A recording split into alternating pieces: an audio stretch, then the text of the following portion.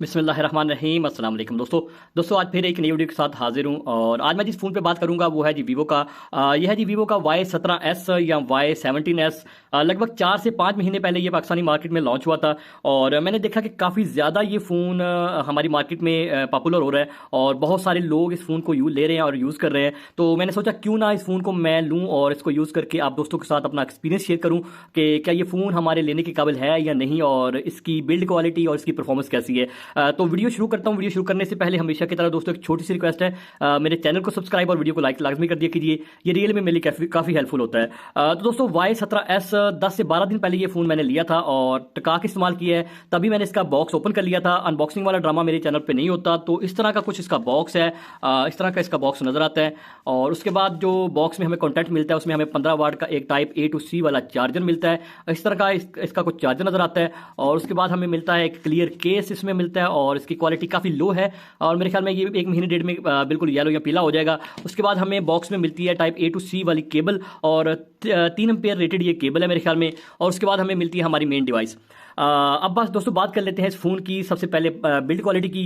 तो build quality की अगर मैं बात करूं, बैक और साइडें इसकी प्लास्टिक बिल्ड है। और अगर मैं फ्रंट की बात करूं तो फ्रंट पे 720p रेजोल्यूशन वाला 6.5 इंच का IPS डिस्प्ले है और यह 60 हर्ट्स रिफ्रेश रेट को सपोर्ट करता है। 90 हर्ट्स या 120 हर्ट्स रिफ्रेश रेट को सपोर्ट नहीं करता। ये एक चीज़ आप याद रखिएगा।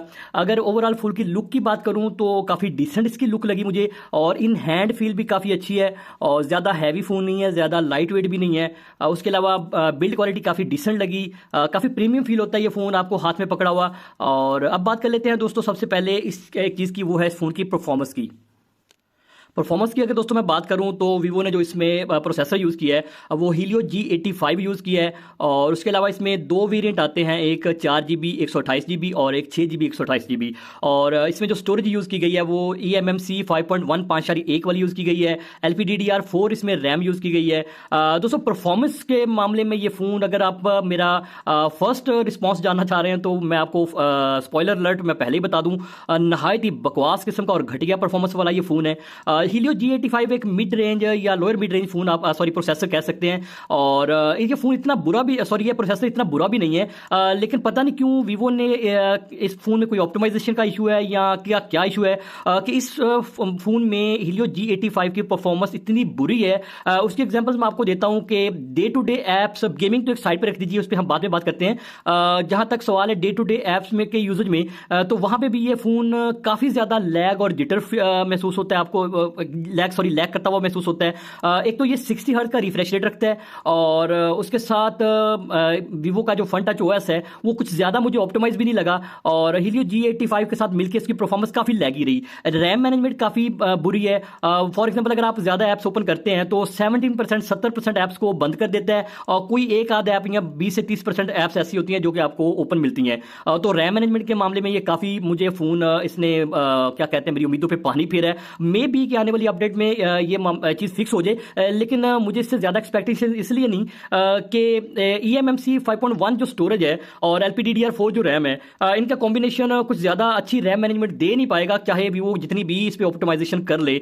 और आने वाले वक्त में eMMC जो स्टोरेज है, जैसे जैसे टाइम गुजरेगा ये फ़ोन और ज़्यादा स्लगिश और ज़्यादा स्लो हो जाएगा। और अभी भी हालांकि ये फ़ोन ज़्यादा पुराना नहीं है, लगभग 10-15 दिन पुराना ये फ़ोन है और काफ़ी ज़्यादा लैगी है और ऐप्स ओपनिंग क्लोजिंग में हल्का सा डिले फील होता है और जिटर फील होता है। हालांकि ये गेमिंग फोन नहीं है, लेकिन मैंने इस पे PUBG वगैरह खेल के देखी है। PUBG आप इस पे HD पे खेल सकते हैं, उसके अलावा आप स्मूथ अल्ट्रा पे भी खेल सकते हैं और आपको 40-45 FPS मिल भी जाएंगे। लेकिन आधा घंटा अगर आप इस पे गेमिंग करेंगे तो काफ़ी डिसेंट सी गेमिंग आपको मिल जाएगी। और जायरो सॉफ्टवेयर वाला है, हार्डवेयर वाला इसमें नहीं है। और आधा घंटे में आपको नॉर्मल सी गेमिंग मिल जाएगी। लेकिन जैसे ही आप 1 घंटा 1.5 घंटा गेमिंग करेंगे, फॉर एग्जाम्पल अगर आप लॉन्गर गेमिंग सेशन करते हैं तो इसके फ्रेम जो है वो ड्रॉप होना शुरू हो जाते हैं, फ्रेम कंसिस्टेंट नहीं रहते। उसके अलावा डिवाइस बैक से आपको काफ़ी हीट महसूस होना शुरू हो जाएगी और उसके अलावा आपको जो गेम में है आपको काफ़ी ज़्यादा लैग फील होगा।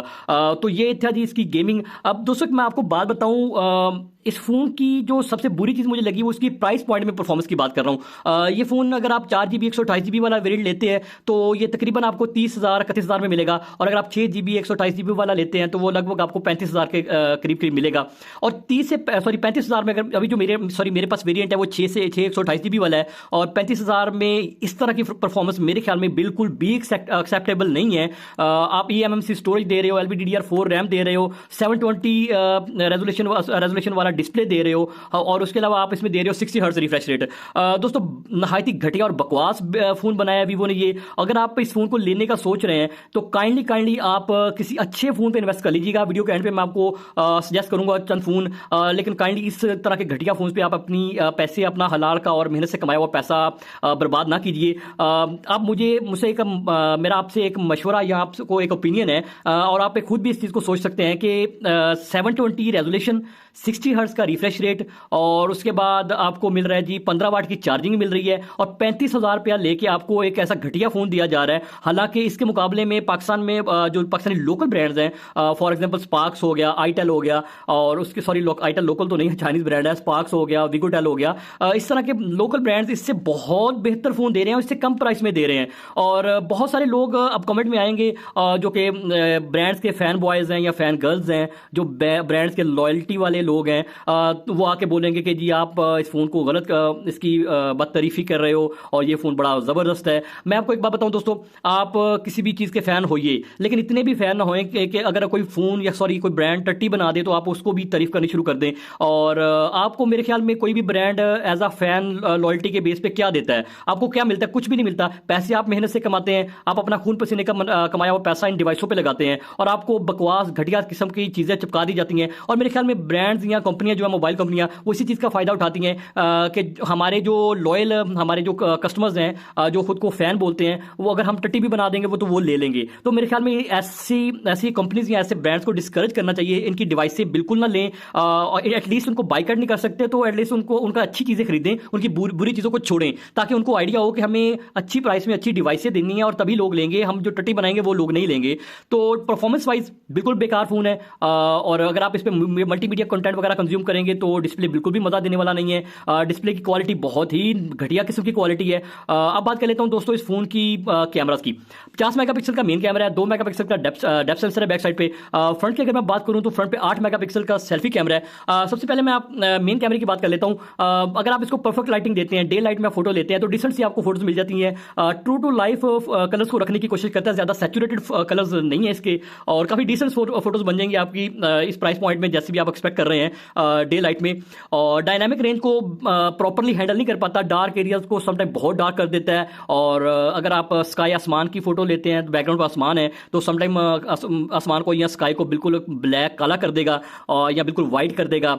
और पोर्ट्रेट वगैरह जो है बैक साइड पे वो काफ़ी डिसेंट बन जाता है, अच्छी फोटोज आ जाती हैं पोर्ट्रेट वाली, और सोशल मीडिया पे आपको शेयर करने के लिए अच्छी डिसेंट सी फोटोज मिल जाएंगी। और जो स्किन कलर है उसको तकरीबन नेचुरल रखने की कोशिश करता है। इसमें ब्यूटीफाई वगैरह मोड भी है वीवो में।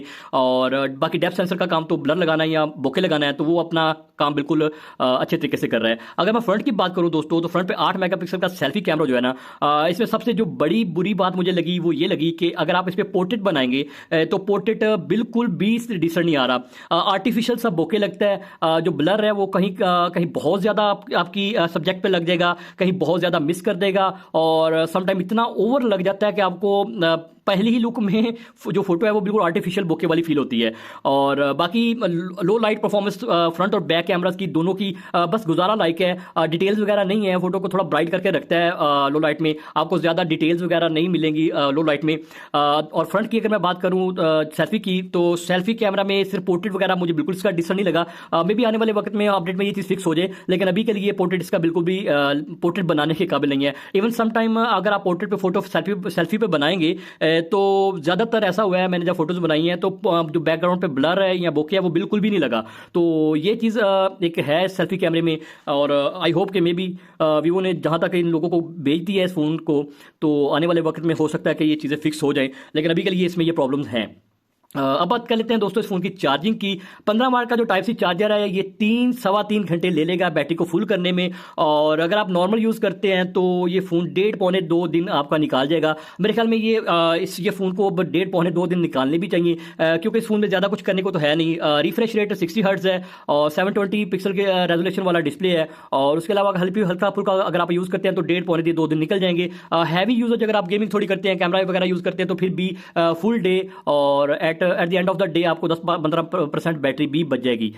ये थी इसकी बैटरी, 5000 mAh की इसकी 200 बैटरी है। और अगर इसकी मैं स्पीकर की बात करूं तो सिंगल स्पीकर है और काफ़ी लाउड है और काफ़ी क्लियर साउंड है इसका। और हेडफोन जैक भी है और आपको यहाँ पे आपका मेन माइक्रोफोन मिल जाता है। लेफ्ट साइड फोन की बिल्कुल साफ है। टॉप पे आपको सिम ट्रे मिलती है जिसमें आप ड्यूल सिम और मेमोरी कार्ड भी डाल सकते हैं। उसके अलावा राइट साइड पे जो फिंगरप्रिंट सेंसर है ये काफ़ी फास्ट है। ज़्यादातर जब भी मैंने इस फोन को फिंगरप्रिंट सेंसर से ओपन किया है तो डिसेंट तरीके से ओपन हो गया है। और उसके अलावा वॉल्यूम बटन है अप एंड डाउन की है। तो दोस्तों ये थी ये डिवाइस।